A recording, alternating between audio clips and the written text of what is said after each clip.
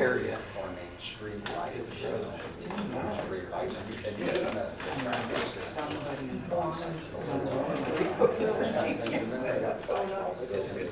Are you guys ready? Well, yeah, they signed. Oh, they signed for, okay, that's good. They read it down, so it gets you down. Well, that's good. There's a tax authority right downtown, they don't pay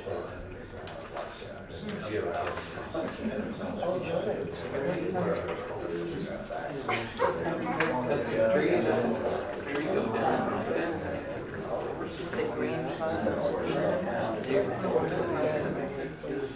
Well, I want to thank everybody for coming tonight. We're having a discussion about two very hot topics. We're going to start out with a couple of slides, and then it's going to be full discussion from the audience, because our code does not really deal with some of these issues. Short-term rentals is not in our code at all, and then we don't have very good language in our code for adult entertainment. So we're here tonight to listen to solutions of what you want in the code, not complaints about the businesses or anything like that. We're here to discuss what the community wants to see in the code for those type of businesses. Whether you want them 1,000 feet apart or 500 feet apart from a church or a school for anything like that. So we're here to listen to those solutions, okay?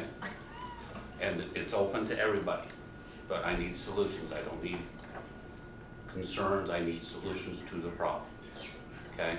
That's what we're here tonight, is to solve the problem, okay? So I'll have Ember start with a couple of slides, and after that, the floor will be open.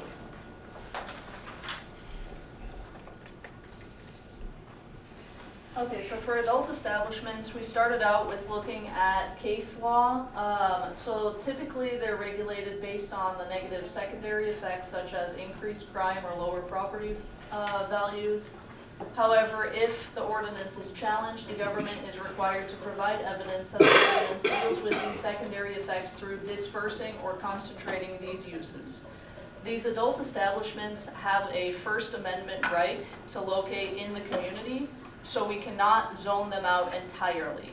We have to allow them somewhere in the community. So the first case is Young versus American Mini Theaters.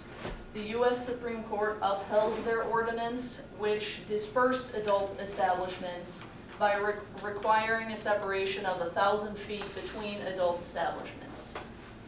In the city of Renton versus Playtime Theaters, their ordinance was also upheld, which dispersed adult establishments by 1,000 feet, as well as from schools, parks, churches, and residentially zoned property.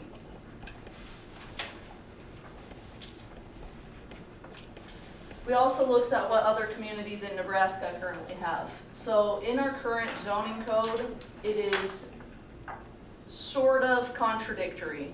It's not in the use chart, but there are restrictions in our code. Then there's also another chapter in our code that does allow it in I-1 and I-2 districts. So in one part of the code it says it's not allowed, in another part of the code it says it's allowed in certain districts, and that's part of what we're trying to get cleaned up here. In Grand Island, I was not able to find it in their code at all. However, they did have definitions of what adult establishments were. In Kearney, it's a conditional use in industrial districts. In Fremont, it is a limited use in industrial districts. Norfolk and Missoula, I could not find any code about it. And in Salina, Kansas, it was permitted in industrial districts. So then the first question I have for the group is, would you like to disperse or concentrate these uses? Those are our two options. Explain the question. What's that mean? So dispersing adult establishments would be that spacing requirement, requiring them to locate far away from each other. You're dispersing it throughout your entire community or throughout your zoning districts. The other option is to concentrate those uses. In some communities, they create a red light district so that that is the only part of their community where those negative secondary effects occur. Well, if you're including all adult establishments, you're including bars and all of those things I read in the paper. First, you think you need to define what you're considering an adult establishment. Because you can't, 1,000 feet, I'm gonna guess there's some variances of opinions on what an adult establishment defines. Well, that's why we're here, is to get some of those definitions. So I would say that in 1998, circa 2002, somewhere in that 4-year period, City of Hastings went through an extensive research and they passed what was the SOB ordinance, I believe, at that time frame. You might correct me. That's correct. I was very involved in it at that time. I just don't remember exactly what the dates were. And I was very involved in it because of the place that I managed.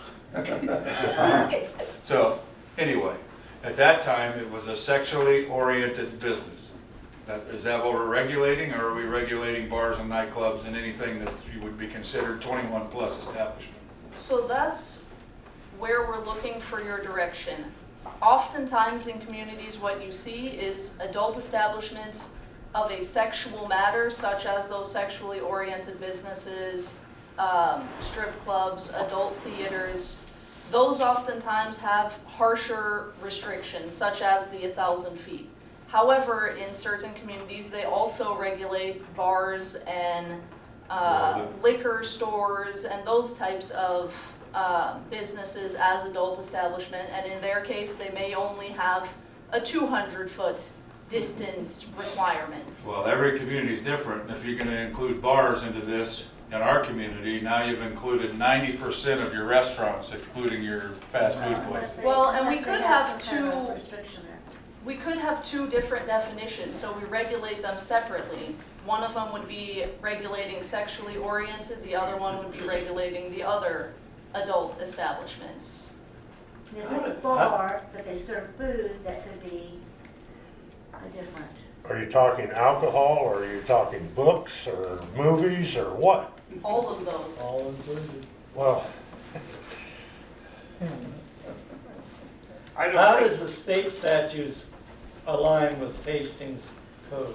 State statutes does not mention the words adult establishment, adult business, or sexual oriented business at all.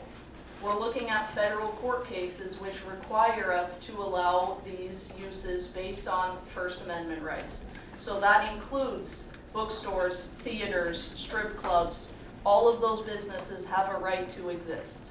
Kevin, do we still have the SOB, is that SOB ordinance still in effect? I don't know, Is we'd that- have to check because there's a We lot of have ordinance. that, Is that's that in chapter 41 of sunlighted the or- 2020 code, which is still in effect. It is still in effect. Now, when that was originally,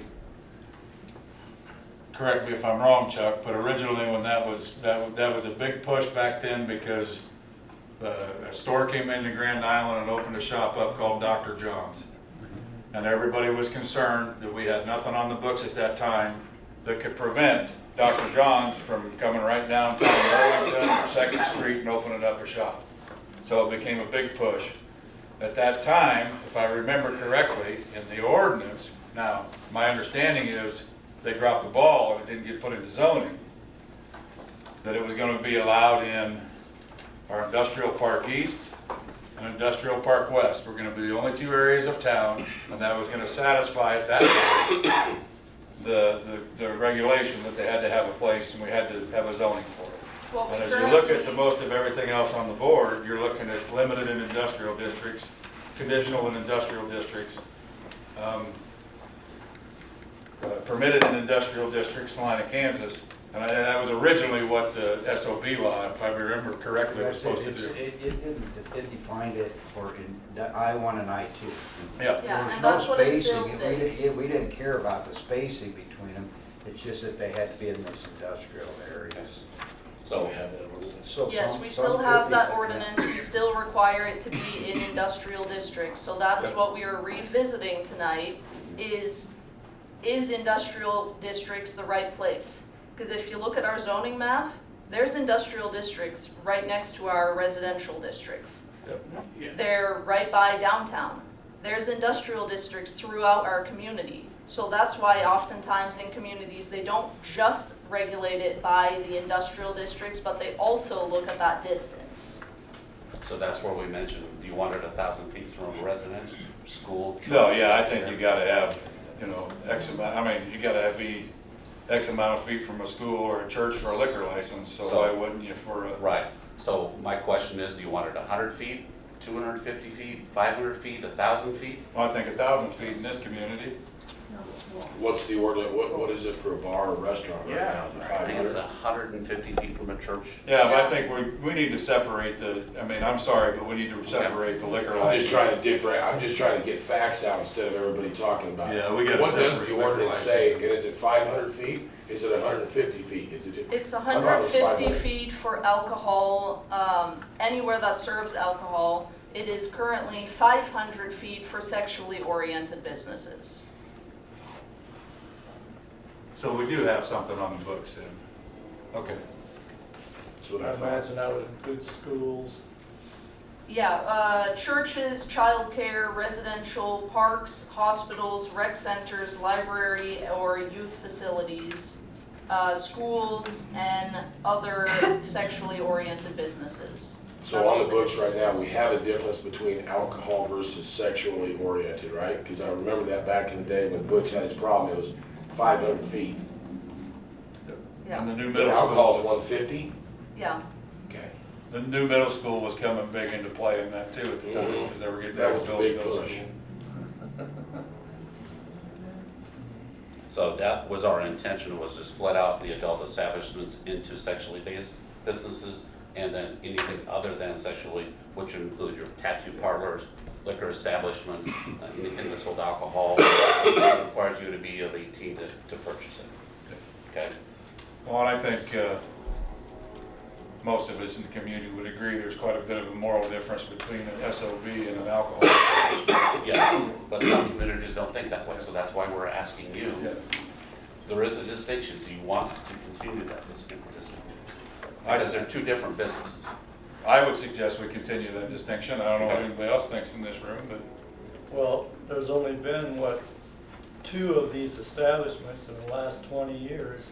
So I But it don't only think you takes- have it any only I think takes there's problem. only been one in the last 20 years. Yeah. But it only takes one, so we have to have that, something in our ordinance, in our zoning laws, to take care of that one. Okay, so what is your zoning law now for that one? Just That what is we the just 500 discussed. feet from those types of businesses that I just listed, as well as in the industrial districts. For You were sexually talking based. 1,000 feet as a Yes, question. some that we showed you were 1,000 feet, but that's what where they came up with that, we'd have to look at their minutes to see So if in the public terms of wanted it, that. right now, the one we do have is legally zoned. It's in the C3 district currently. But it'd be grandfathered in because we're changing the zoning eventually. How far is it What's that? How far is Monroeville School? We'd have to draw it on a map and see how far it is. It's from where? I mean Lincoln. Lincoln School. It's And Lincoln Park. it's over 1,000 feet from Lincoln. Yeah, for sure. How far from Lincoln Park? Oh, it'd be easily, Oh, I yeah. would guess it's 1,000 feet from Lincoln Park. I mean, it's, 1,000 feet really isn't that far when you lay the tape measure out. Right. What's a block, 500 feet? Depends on the block, some are 300, some are Well, some are less. it's more than 5 blocks away, Yes. so you're covered. If you're 300-foot blocks, you're 1,500 feet away.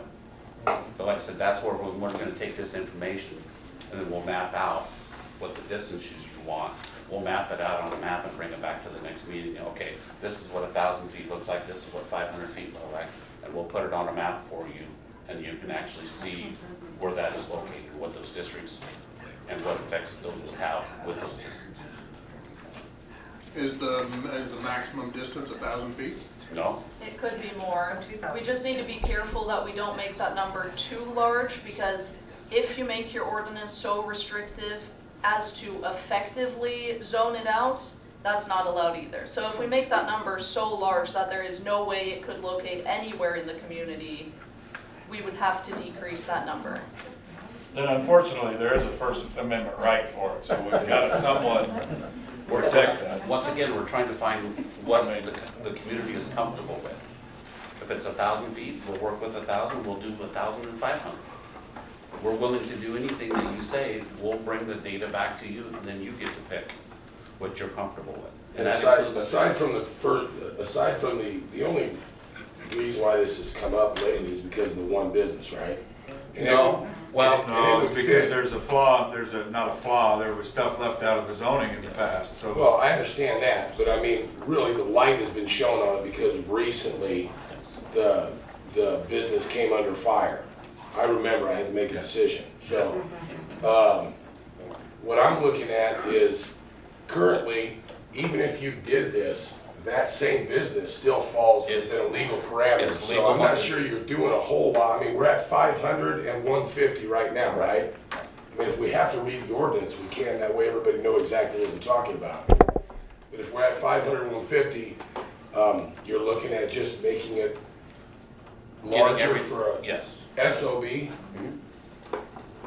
But it's protecting us from the future too. Kevin, is that distance from another building, right? Usually we measure the lot that it's on, and we Yeah. go from that.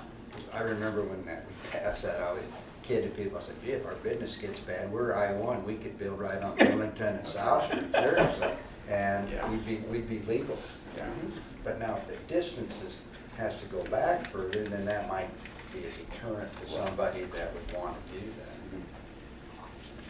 And did I hear you say that no matter what you pass now, this business is gonna be grandfathered in? Because he No was matter passed in what. a different code, yes.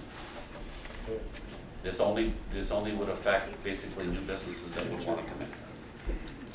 And we're just trying to create language that's simple to understand and simple to follow, but covers all of the laws that are attached to it. So we could lock him into that particular place. Well, locking in is not the right, he can't expand his business without conforming to the new code. What if it sells? The new owner, it's not the owner, it's the use. So if he sells it to somebody else, they would fall into that same use category, and that use is grandfathered, not the owner's grandfathered, the use is grandfathered. Just like we discussed, if we change a district from an R1 to an R2, those uses can continue. They're just grandfathered in. Now, if somebody wants to make changes, then they have to bring it up to the new code. That's no different for this organization. I have a comment. I'm probably the only one who have this comment, but when I listened to the last city council meeting, the chief of police said that in the entire time this owner of the business has been there, there has been absolutely nothing wrong. And so when it feels to me like when we're putting restrictions on 1,000 or even more than what we currently have, we're putting potential punishment on something that has never caused a problem in the past. And I fear that, so it's this business we're targeting now, but what if next year a different kind of business comes in and we have people saying, well, I want to make the most restrictive zoning so it can't come in just based on my personal preference. Right. And so I don't see how what we currently have has been a problem.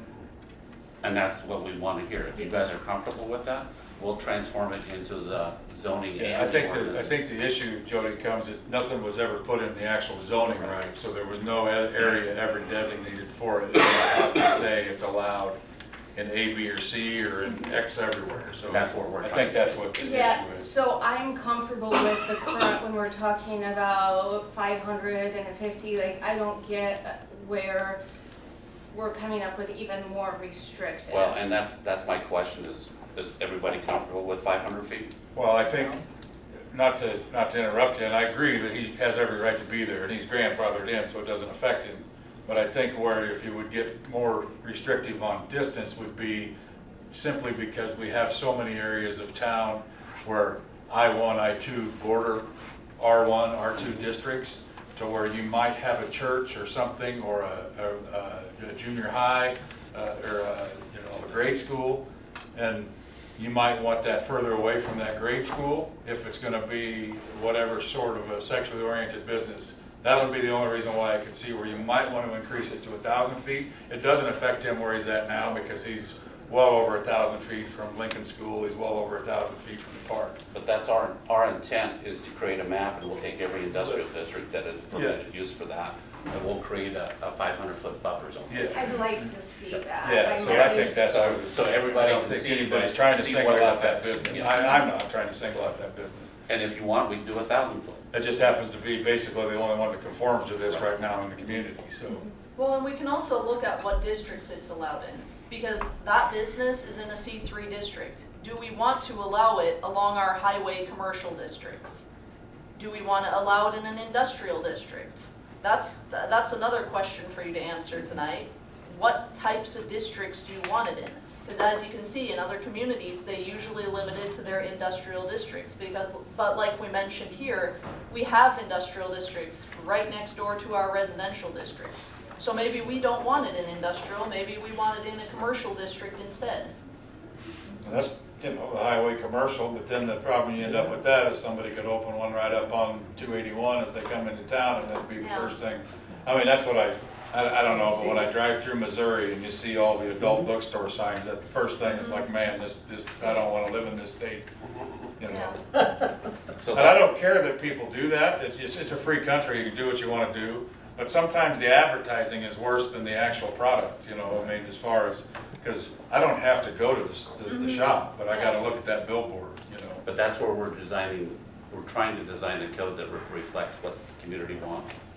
So, Okay. I mean, You understand that we can't zone it out? But Yeah, we're trying yeah. to find No, I know we can't zone parameters it out. to keep it in one. I think before the public's ever gonna understand anything, you're gonna have to have the map. Yes. But we need the information to start from, and we'll create as many maps as you want. And we'll do another presentation and bring back all the stuff that we're talking about here tonight. We'll bring it back in another form that you can go, okay, I don't like that, or that looks good. Well, here's an idea then. Do you want me to bring a map next time that has a 200-foot buffer, a 500, and a 1,000? And then we can look at all three of those and then pick one of those three? Yeah, throw 750 in there just for being. So why would you do less restrictive if it's 500 feet now? Well, just as an option for you, just Yeah. as another choice. I would, you know, you could do that 5 to 1,000, Yeah. throw a 750 in there for Roy. Yeah. Yeah, Roy's job. Roy's job. Put it in the code. it's 500 now, if you go double, that should be plenty. And I think that, I mean, my opinion, that eliminates, you know, I suppose I could open up a shop down there on my property. I don't know, I think if even at 1,000 feet, I might be really, well, no, I might be getting too close to the dance studio, or Yeah. I might be classified as a school. But I'm saying, I think if you go 1,000 feet, that eliminates that from happening. I mean, you have the Casa there on the corner. I'm sure there's some restrictions with some of that. I mean, I would say that 1,000 feet probably eliminates some of those more residential areas having to worry about somebody doing that. Yeah, we can That's definitely my bring in, opinion. we That's can just my definitely bring opinion. in multiple maps next time and then have people vote on which one of these looks like they want to see that in their community. How about for the other types of businesses like bars? Do you think the 150 is good, or do you want to see it mapped at 300 or down to 50? My personal opinion is I think we have too many established businesses in this town that we all depend on as a place to go eat, as a place to function.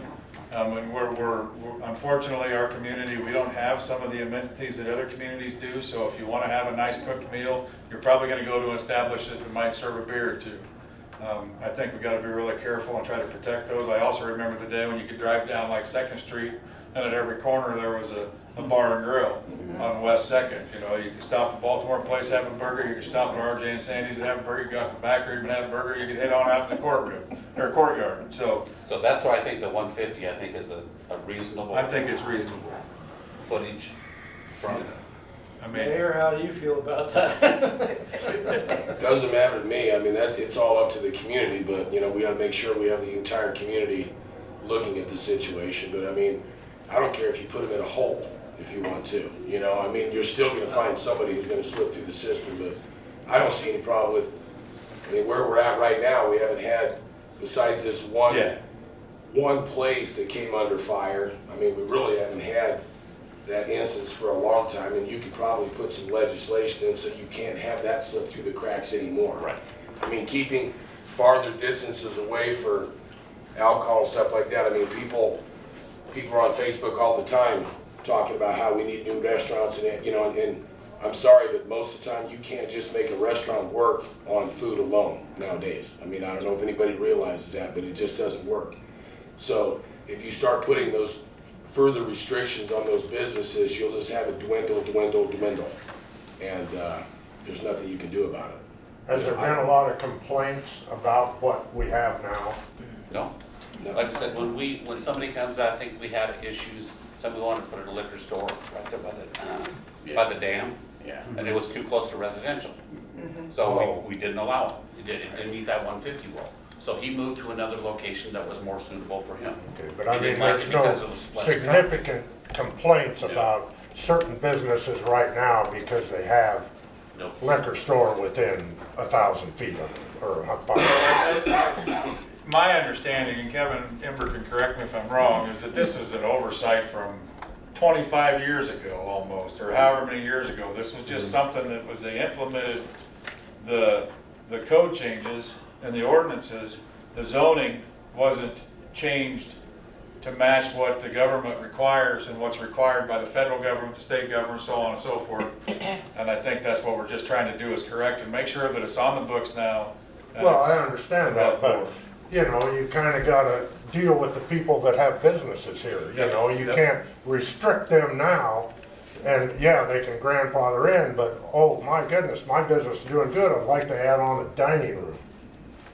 You know, and we can't, I don't want to see restrictions like that hold people back from expanding their business either. Yeah, I don't think this would this do anything like that? Well, it would, because if we change that district, it's right now currently a C3. Yeah. So if we change our code to allow for adult businesses in a C3 with your 500-foot rule, then yes, he can continue, he can expand his business. But if we change it to a C4, which we want, because the character of that district is more for highway use, highway traffic. Well, that's fine, you know. But then we'd have to change the language in the C4 to allow it in a C4 district. But If could you're it be, comfortable with that. could we do it with the conditional use permit or anything like that on some of that stuff? We can go that route. I mean, let's just say, one example, right now, we've got one existing business, so could we, I mean, I realize this would have to cover all of them. Because I think that was our initial discussion, was it be a permitted use in an I2 and a conditional use in I1. We could do a conditional use in a C4.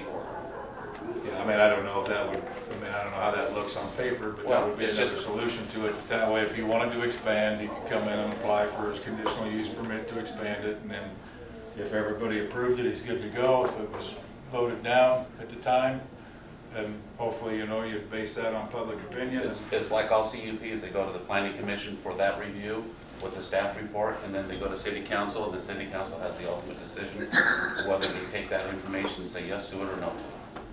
And there's always public meeting or public hearings attached to it, so anybody can stand up and say yes or no to it.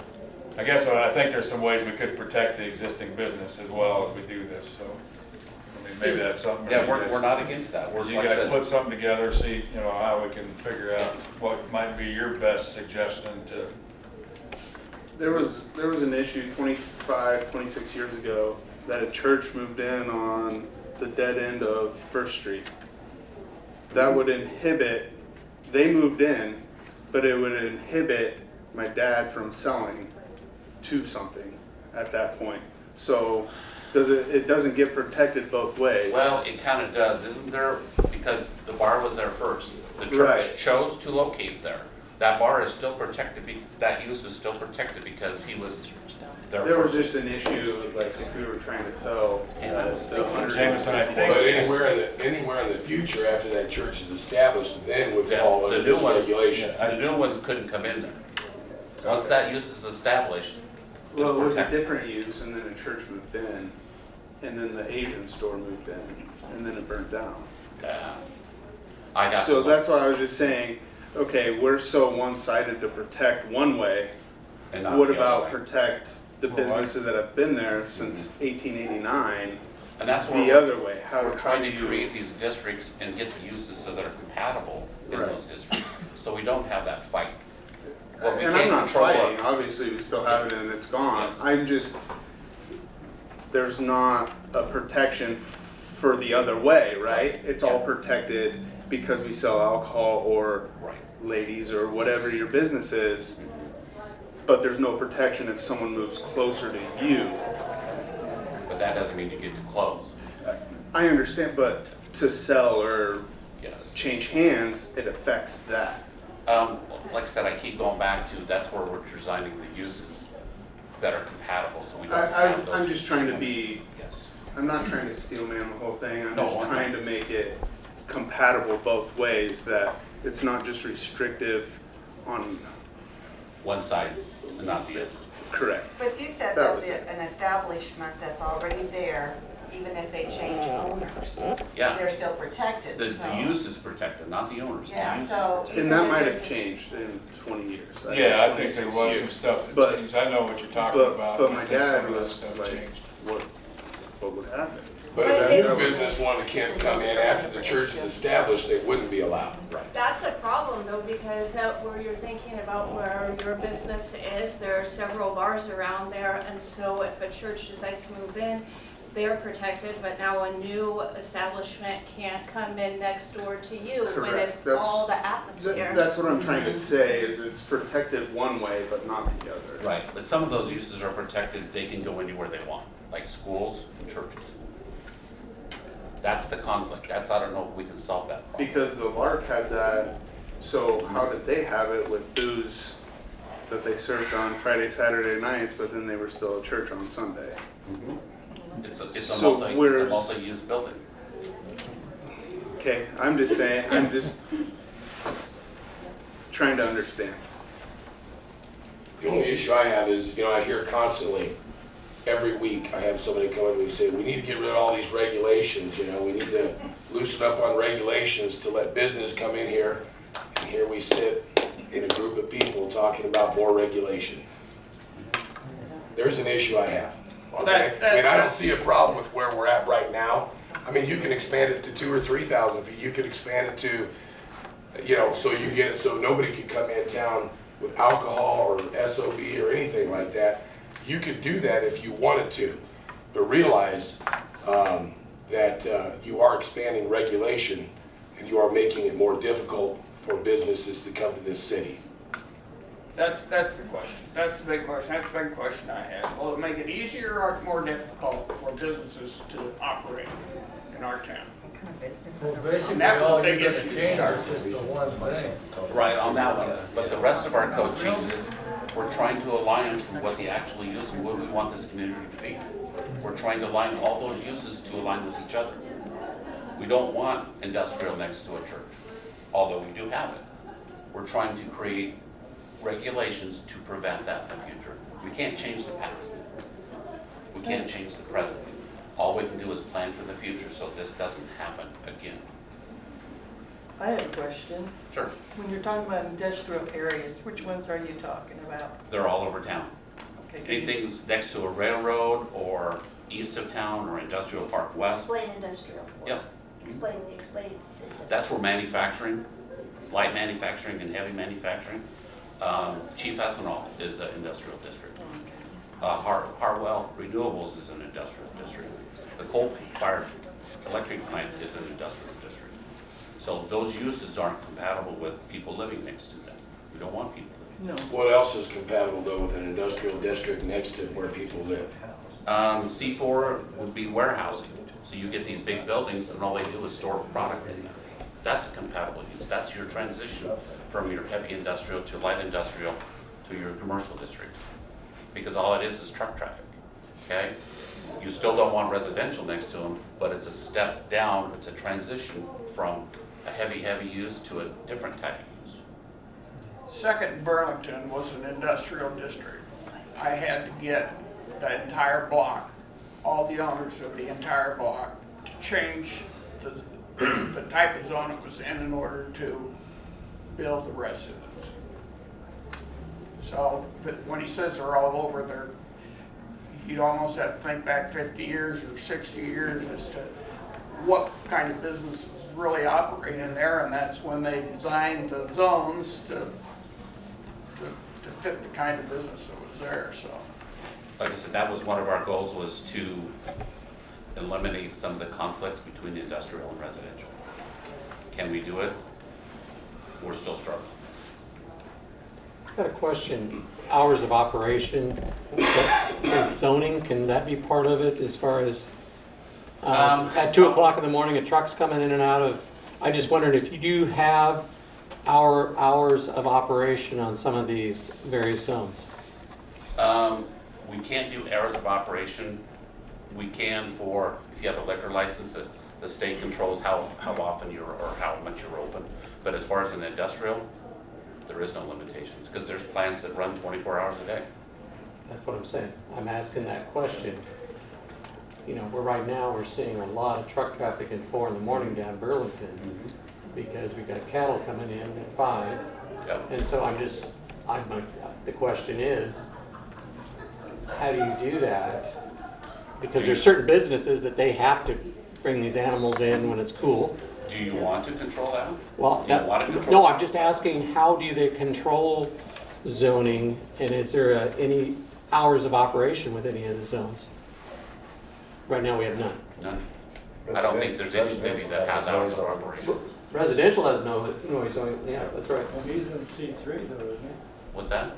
He's in C3, isn't he? Who? The business you're trying to, Yeah, right now he's currently in C3. so does that have hours of operation? Yes, they're working on that now.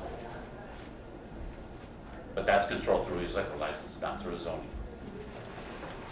But he's open till 4 a.m. in the morning. That doesn't fall under your 2 a.m. or whatever you No. just said. 1 a.m. So how does he get by?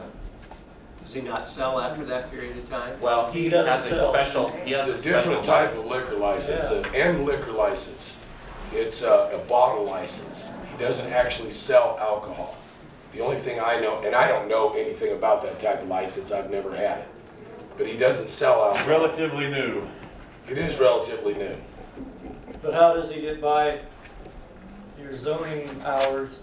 We of don't have operation? hours in our zoning. In some communities, they regulate hours of operation through the conditional use permit process. So say a sexually oriented business applies for a conditional use, then one of the conditions that the planning commission and council could put on it is hours of operation. But in the zoning, we currently do not have anything about hours of operation. The last thing I think we want to try to do as a community is start dictating hours of operation for our businesses, because every business operates differently. You know, the Liquor Commission controls hours of operations for a liquor establishment, and the city had a choice to, you know, vote to whether or not to go 2 o'clock, and they chose to keep it at 1 o'clock for the hour, closing hour. That's been several years ago, but 10 years ago, Jay? Might be more. Yeah, it's been a long time ago. I think I might have still been in the business at the time. So, I mean, I think the last thing we want to do is try to even suggest that now we can write hours of operation into our zoning code.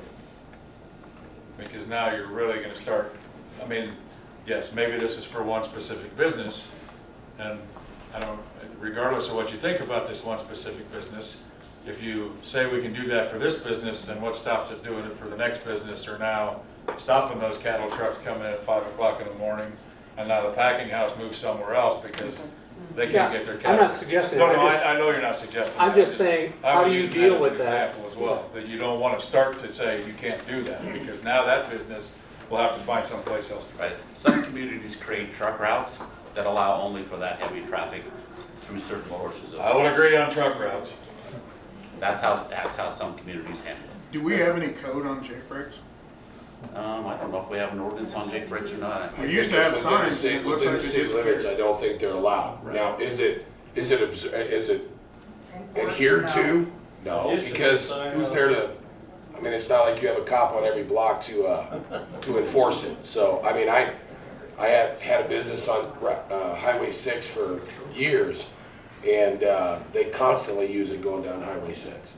But there's nobody there unless you actively have a police officer sitting at that intersection when he blows that Jake brake or however, I don't even know how they do it, I'm not a trucker. No, it's just a switch they do, and the compression of the engine Yeah, slows I know the it's thing down. noisy, It's pop, but pop, pop, pop, pop. yeah, I mean, I know that, I'm pretty sure that's been an ordinance for years, that within the city limits, jake breaks are not allowed.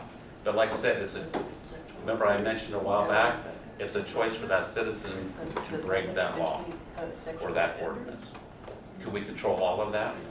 No. I just think, we can't afford to control it. I just think you gotta be real careful with pinpointing all these special regulations and things because, you know, like you say, if you regulate something in an industrial area and you make that 1,000 feet now where before it wasn't regulated, pretty soon you get into points where you start regulating other businesses that would have come that now fall into a situation where they can't. So I think the issue with it is, and I know we're talking about one specific thing, but too many regulations, you open up Pandora's box to a whole bunch of other problems that you could create where I think besides one business, there hasn't been really any issues for, I don't even know how many years. I mean, the Slammer's been, you guys haven't had that issue for, what, 20 years? No, would have been 2006, I think, that's when I said no more. And I don't think those are real lucrative businesses, so I don't think you have. No, I mean, you can businesses thank like the that. internet for what the internet has done, because it has eliminated a lot of what it used to make that business profitable for people.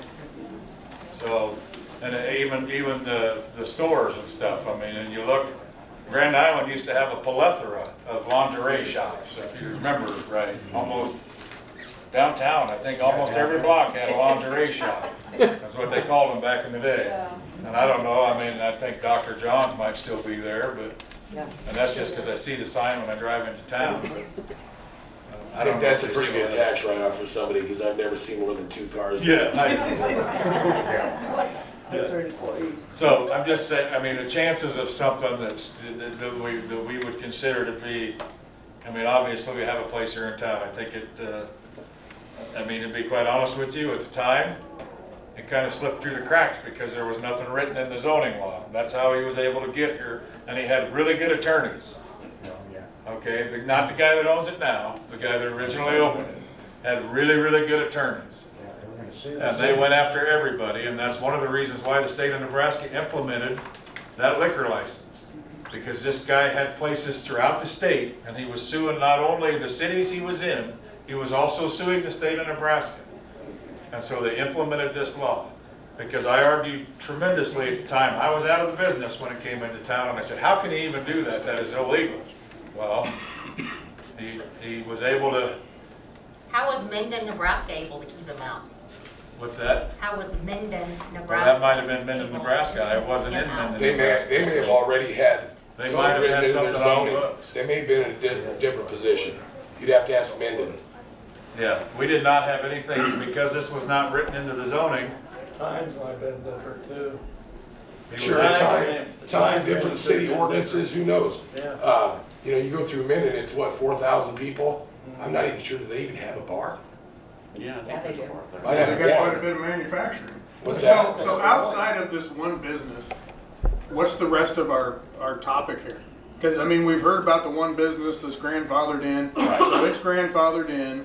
Well, The code to stop anything similar coming in, or well, not to stop it. We to just- isolate it to where it can be. we need to Other than control it. that, Yes. what else are we? Well, we had talked about adult establishments, and then the definition of adult was half of it is sexually oriented businesses. selling of The women. other half would be alcohol, tobacco, marijuana when it gets here. We have no regulations in our code that deals with marijuana.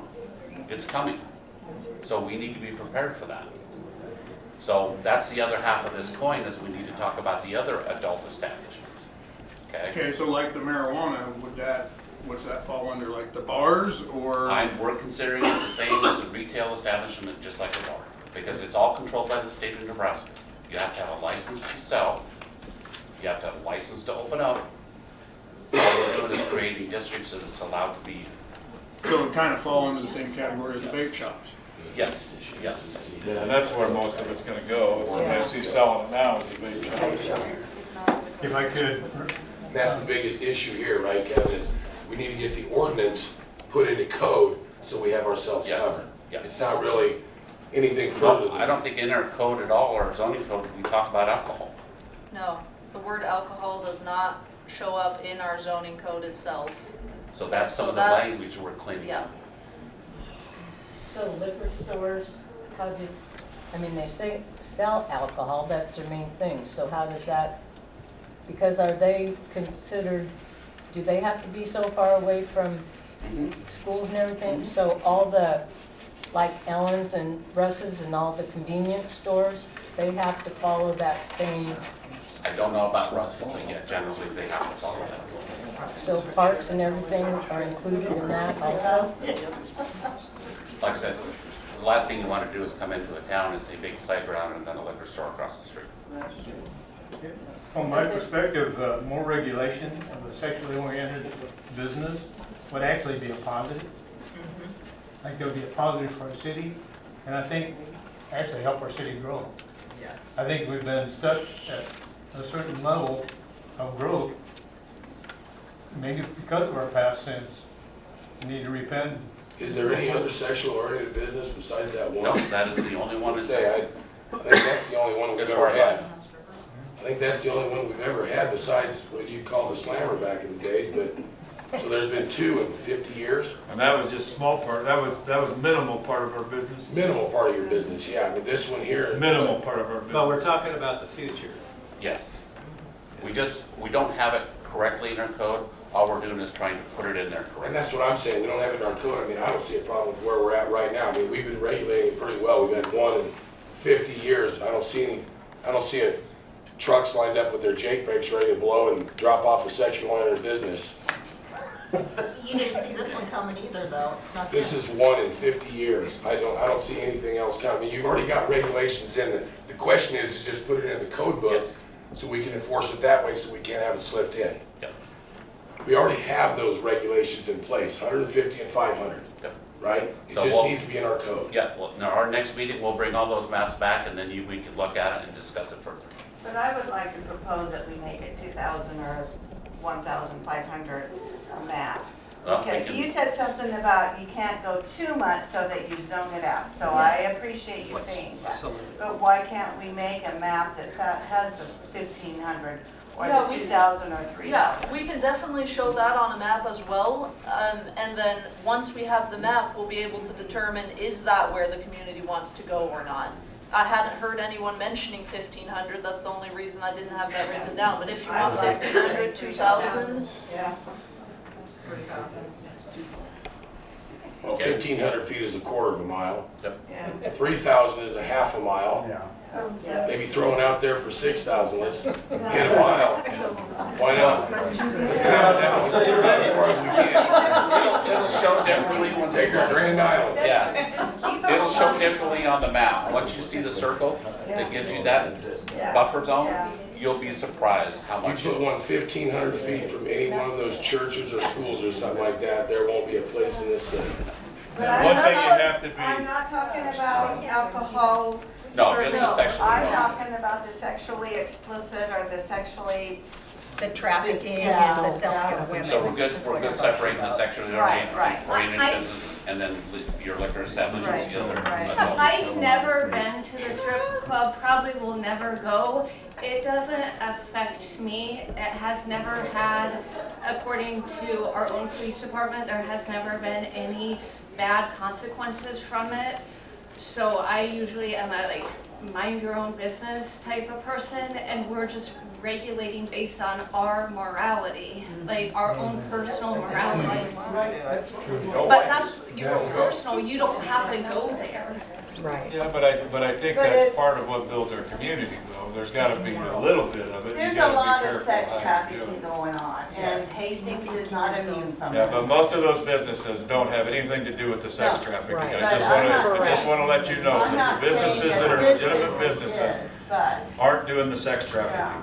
but if Okay, you think it's so- not happening in Hastings. One more and then we'll move on to the next section. How about these sex offenders? Because I know they have to keep a certain distance. They have to register and they're not allowed in those type of establishments. Okay. So that's the police, they take Because care I of know it. the churches and the schools, they have to be a certain distance away. Yes. Okay, now the other half of this meeting is going to talk about short-term rentals, which we have no regulations on short-term rentals. Okay, that's according to the state of Nebraska, that's less than 30 days, and I'll let Ember go to some slides. So short-term rentals are defined by the state as rentals that are less than 30 days. So this is like your Airbnb, VRBO, those types of rentals. We have our hotels, they pay their occupation taxes. However, short-term rentals, does anyone even know how many of those we have in Hastings? Did you say 30 days or less? Yeah, That's month-to-month rent. yeah. There's a lot of those. Does anyone know how many of those we have? You would never be That's a able lot to of know. them. There's so many booking platforms. Well, that's just it. We got a call from a company today that their business is actually investigating short-term rentals. They go in and they have several methods that check into the deed of the property and other things. Because if you have one of those properties, you're going to advertise it. They have algorithms that checks the internet for those rentals. So these are just two maps that show where our short-term rentals are currently at. They're throughout the community. We cannot regulate them out. Anyone that has a home, we cannot look inside their home and tell them, oh, you're a short-term rental, you're a long-term rental, you're owner-occupied. We can't look at that. However, the state does allow us to regulate short-term rentals, and that's on the next slide. So the state does allow cities to regulate short-term rentals based on fire and building codes, health and sanitation, traffic control, or solid or hazardous waste and pollution control. But what I mentioned is you don't know what's inside of this building, inside of those buildings. So the one way that we'd be able to regulate this is if we want to register them. So that's the question in front of you. That's the first question. Do we want to register short-term rentals? Has it been an issue? Have we had issues, complaints? I have no idea. I have a really large family, so when I go out of town, I stay in Airbnbs. And there's most of those places that we stay have a pretty strict rule set. They tell you where to park, where you can park, how many cars can be in the driveway, and how to, do their property. And then if you don't take care of it, then you're going to give a bad mark and you'll have trouble renting another one. So has this been a complaint issue for us? No, we've never received complaints for short-term rentals.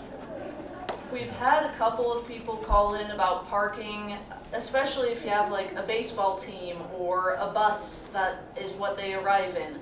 So we've had a couple of calls about that. We've had calls from people who want to establish a short-term rental, and we currently have nothing in our regulations. So right now the answer is go for it, do whatever you want, because we have nothing. Sounds good to me. If I could, I really enjoyed seeing our mayor on the front page, cleaning up our I'm glad you enjoyed it, because I didn't enjoy it. I would like to ask you to call me next time. I'd like to help. Okay. Because, Give us your number. Yeah, he was there too, and his kids. yeah, Thanks for a joke. Yeah. No, I appreciate that. I think this has become pretty big business also. Mainly because of what's going on in town right now. Yeah, I think right now is a lot of it, but in our community, but nationwide, the Airbnb, the VRBOs, that has become a big business. Okay, my next question is, should they pay an occupation tax just like a motel does? Well, they pay a lot of taxes already because they're still paying outrageous property taxes. Plus, if you You go don't know through- what their profit margins are compared to. Plus, if you go through a Or company, they non-profit. take 18% off the top. Yep. Yeah. So You don't know how many, what is their profit compared to the company that's renting a house for $2,200 a month, or an apartment for $2,200 a month. So, to me, I say leave it alone at the moment if it hasn't been an issue. But that's my opinion. And they're using utilities, because they're renting it out, so you got utility usage that otherwise would be shut down. I said, that's why we're asking, we need the input to see. And unfortunately, there's a lot of parking police in our community. I lived on North Kansas, and by God, I could not park across the street because my neighbor would throw a fit. For years, it was like he'd call the cops because this is a public street, dude. Park on your side of the street. But you're always gonna have those calls on anything. I could have, well, not anymore because I live out where I live, but back in the day, I could have people to my house and I'd have the cops over. Is that your car? No, but he's in the house. Well, he's parked in front of the neighbor's house. I know during the eclipse that we had here in Hastings, there was a lot of people that used the Airbnb, rented out their homes. But isn't there already an ordinance, since they want to bring a bus in, but there's already an ordinance against buses sitting in front of residential, isn't there? I'd have to look and see if there's over. Yeah, it's based on footage. You can't have a big truck. Like no semi. What is it? 20 feet. 20 feet, I You're think. not supposed to park the campers on the city streets and leave them overnight. You're not supposed to. So that's a protection there. Well, I think what happens there is, the police handle it, that if they don't get a complaint, they're not gonna write a ticket. I've been told that, because we had one across the street from us, and a cop was driving by, hey. And that's what I was told. Well, no matter what, you're gonna have people that circumvent that too. Because I know of an instance where a lady kept calling me and I think it's 72 hours that they can park there, and then they have to be moved, I believe, in 20 foot. And so the guy started going out, they would go by and mark the guy's tire. So every 3 days like clockwork, he would go move that about 2 feet. So then the mark wasn't where it was, so then they mark it again. So pretty soon this guy just had a complete chunk. But you can't do anything about it. So once again, just like with the zoning and everything else, you're always gonna find some people that can circumvent the system, but you put measures in place to try to regulate the mass amount of people, but you're always gonna find, people will slip through. So I do think those people that come to town are also spending more money. So to hinder the house owner or the business owner or whatever it is for a 30-day stay, it just hinders them more. Yep. We're already paying all the taxes we're supposed to pay. Those people that come stay are still going out in the community, either going to the museum, the softball complex, restaurants, whatever it is. They're still spending more. So I guess their personal income tax. I guess the only thing that would hinder it is if you pass that tax or a tax or some sort of money on to the owner, they're going to pass it forward, and then how much more likely is that person going to come to town? Well, when we already have 4, 5, 8 hotels that do pay the percent, that's just something to think about as well. And once again, it falls back to the more regulation, the more tax you put on something, the more you get people not interested in investing in Hastings. So once again, it's a double-edged sword. Yeah, you make a little bit of money here, but how much do you cost yourself on the other side with more regulation and more reasons for people to say that's why I don't do business in Hastings. Right. But we also had comments at one of our meetings that I don't want the rentals in my backyard. Well, these are rentals, they're short-term rentals. We don't know who's living there. We don't need to know who's living there. But we heard those complaints that they don't want them in their neighborhoods. Well, we can't control that. If somebody wants to buy a single-family house and turn it into a short-term rental, there's no laws against that. I guess, as you know, I'm already regulated, so. Yes, you are. I want to be out of the tax thing, because you were there from start to finish. Suggestion. I don't like taxes any more than you do. I understand the single housing things, but where I would be in that bracket, even though I'm already regulated. So how's that fair to, per se, myself compared to, sorry, I don't mean to throw you under, but a Keystone property, I'm already regulated. And that's why we asked the question. If the consensus is no more regulation, then we'll Yeah, but leave it. I'm 1 against 70. Right. But we'll put it in there, it's a permitted use in our zoning districts. That's it. That's the only regulation you're gonna get. I just wanted to bring attention to the difference of, an Airbnb house compared to what, but I'm still in the same conversation. Where the Airbnb or Verbos, usually those people want their stuff nice because they still are paying taxes on it and want another 3 or 4 people to stay there the next evening or for another weekend. I would venture to say in our community, the chances of you having that rare occasion where a group of kids come in and rent the Airbnb or VRBO and throw a huge party like you might have in a spring break destination or a vacation destination is probably pretty slim and none.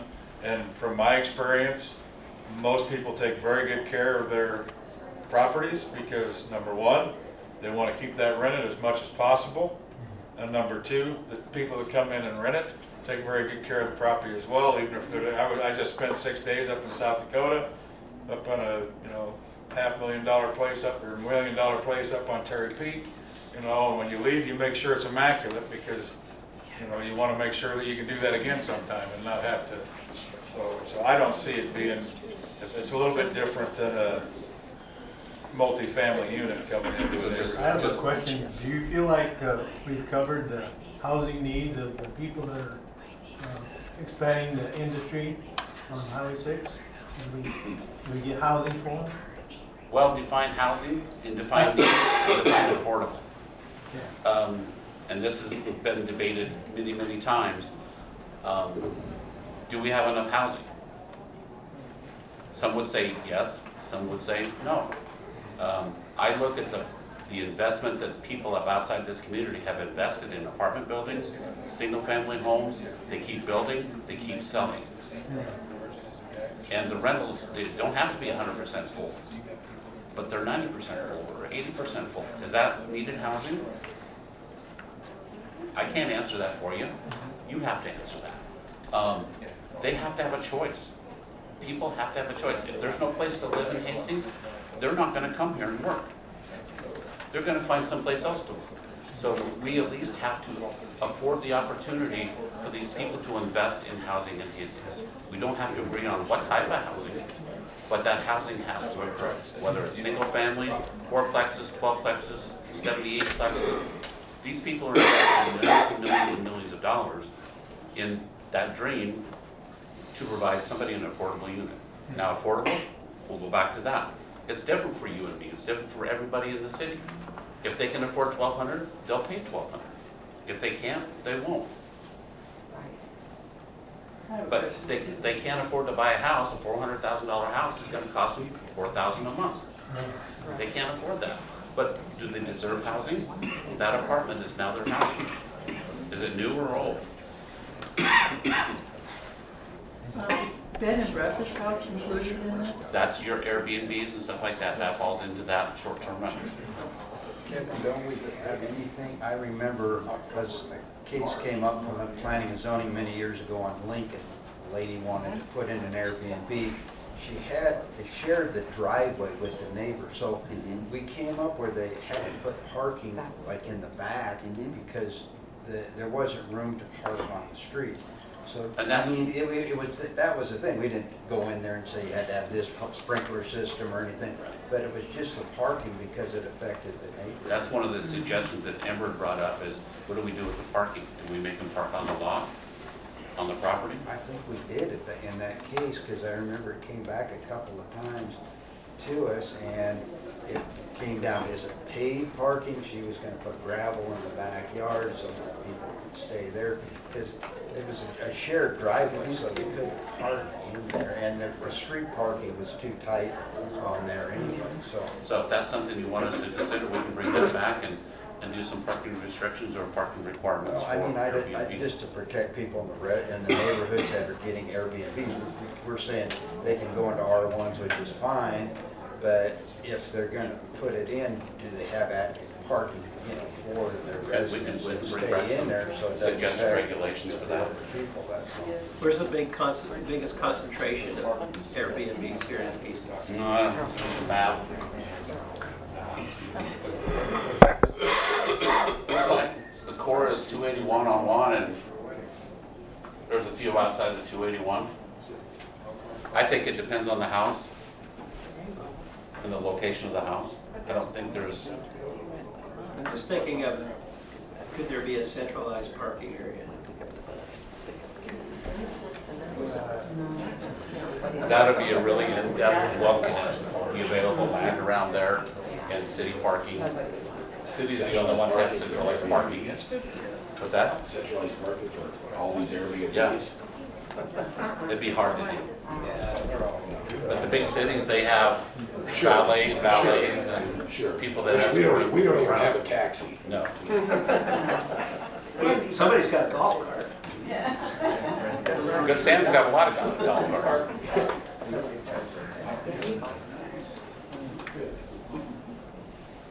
So we'll bring back some parking regulations for short term, other than that, leave it alone. I just want to add on the parking, most places that I've stayed in, when you get your check-in or whatever, they give you, here's your parking restrictions. Like in Kearney, we rented one for a wedding, and it says no cars parked on the street.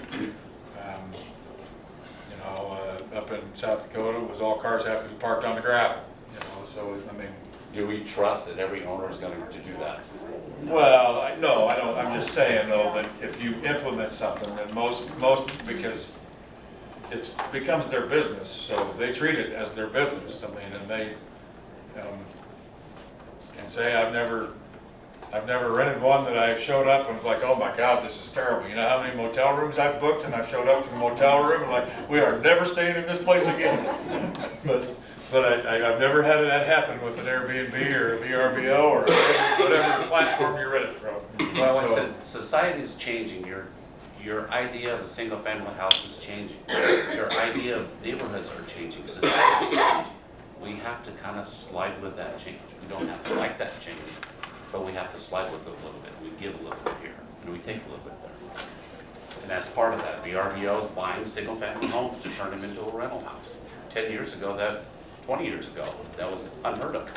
Well, I don't want to be Airbnb next to me. I just want to add though, most people in this community that I know that own VRBOs or Airbnbs or whatever you want to call it, was because they found that they could take that property that used to be their rental property, that they were renting month to month, and now they can have people that take better care of it than what they were getting written to the people in our community. And that's just the people I know personally that I've talked to, that those were people that those were long-term rentals, and now it's became just as lucrative for them, even though they might not be rented from October to March when nothing's going on, but they don't have the destruction to their property, they don't have near the wear and tear on the property, and Craig, you were talking about parking restrictions. I just got done staying in Airbnb. The community, when we were in, we had to park in the driveway because that was the ordinance. So the owner of that Airbnb said, you've got to park in the driveway. We don't want you on the street. It's a busy street. But it was defined by their code on the parking. So the Airbnb applied to the parking, and then it didn't affect the neighborhood at all. Yeah, everyone I've stayed in has been that way. And you were talking about people, multi-family home, now people can rent out a room in their basement, like on Furnish Finder. And so that's a whole nother platform of these people coming in temporarily, and they work at the hospital, and I think even the hospital has people that they rent rooms from for doctors and whatnot, so. See, there is no really true definition of short-term rental. It's a plethora of things now. Do we want to regulate it or let market take its course? I mean, if they rent a room and it doesn't have a smoke detector in it, it doesn't have handrails or yes, that's a property maintenance issue. We're happy to take care of that. But we just can't go in and go, that's broken. We need to invite it in, okay, or an annual inspection. And they've already expressed their disinterest in doing annual inspections of rental properties, okay? So we have to trust the owner of that property to maintain it to minimum property standards, which is your smoke detectors, operating toilets, showers, all that good stuff. So do we want to regulate rentals? No. Do we have to? In certain circumstances, yes. But how do we define that? Which ones do we and which ones don't? The good ones we don't need. The bad ones we can't. I think the sanitation issue that you. Yeah. Amen. Amen. Okay, anything else? Then we have one last slide. The one other thing we can do is limit or prohibit the use of short-term rentals for any of these 5 options. So housing sex offenders could be prohibited if you want to write that into the ordinance. Operating it as a structured sober living home or similar enterprise. Selling illegal drugs, alcohol, or operating a sexually oriented business. I think on most platforms, you have to have, like they do a background check on you before they let you rent somebody's property. How are you gonna enforce that? I mean, I don't see how you could possibly. It'd be nice if you enforce that on all our properties, and selling illegal drugs.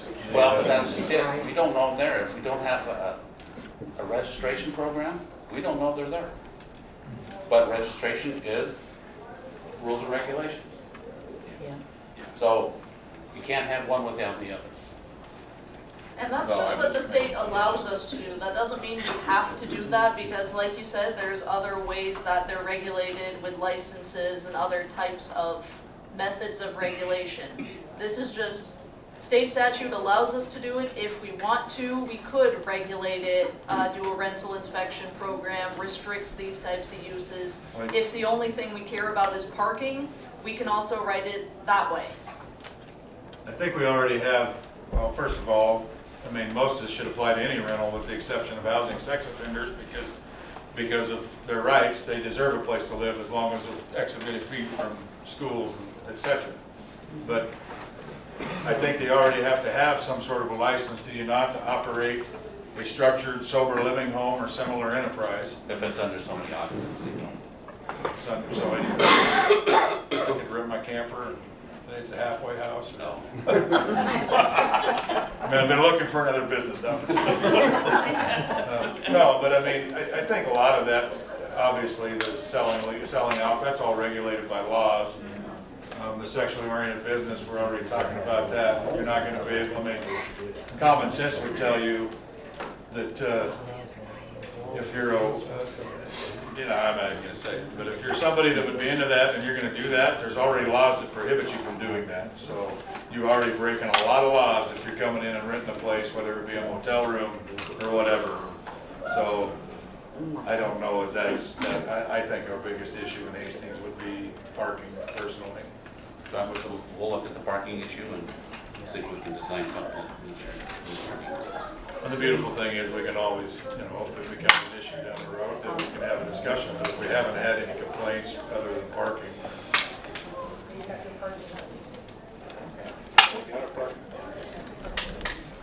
So that's all we had for you tonight. If you have comments or concerns, or if you know anyone else that has comments or concerns, Kevin and my email are on there. And then that website, that is where we have the drafts of all the codes we've written so far. And once we do draft something for this, we'll put that on there as well. And so the next meeting will be August 13th, right here in the library again. Everything we've discussed today, we'll bring back those maps that we talked about.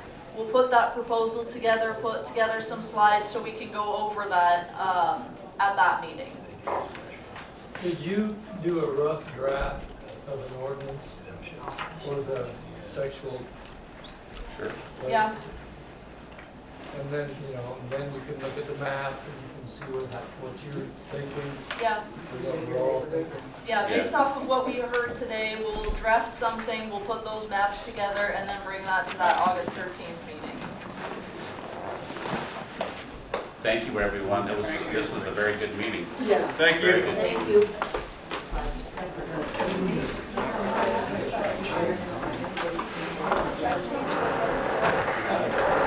Oh, you sound like